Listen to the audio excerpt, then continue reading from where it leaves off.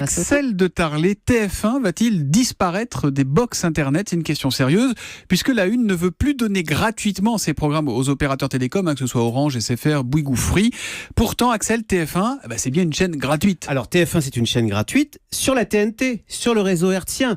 Mais sur Internet, aujourd'hui, c'est gratuit, c'est vrai, mais justement, TF1 voudrait que ça change. Alors je vous rassure, il ne s'agit pas de faire payer le téléspectateur, mais les opérateurs télécoms. Avec un argument simple, après tout, Orange, SFR vendent des abonnements pour leur box, 30, 40 euros par mois, et sur leur box, que diffusent-ils ?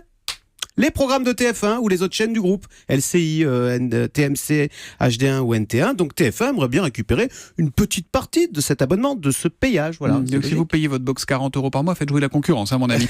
Pourquoi TF1 ne se réveille que maintenant alors là-dessus ? Parce que la chaîne est exaspérée de voir que les opérateurs télécoms, Orange, mais surtout SFR, lancent maintenant leur propre chaîne, achètent des droits sportifs, achètent des séries américaines et donc concurrence fortement TF1. Donc pas question de mourir à petit feu.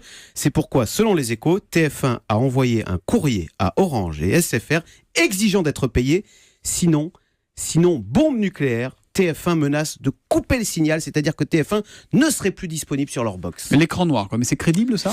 Voilà, justement, le problème c'est que les 2/3 des gens aujourd'hui regardent la télé via les box internet et donc concrètement TF1 se priverait des 2/3 de son audience, ce qu'on imagine difficile. Et puis sur le fond, les opérateurs télécoms refusent de payer. Pourquoi ? Ils expliquent que ce qu'ils facturent, ce n'est pas du tout l'accès à TF1.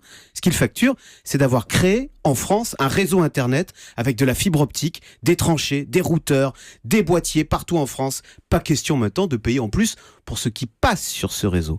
En fait, ce combat rappelle exactement celui mené il y a quelques années, en vain, malheureusement pour TF1, par la presse écrite, qui a essayé en vain de faire payer ces articles qui sont diffusés gratuitement sur Internet. Merci beaucoup, Axel de Tarlet.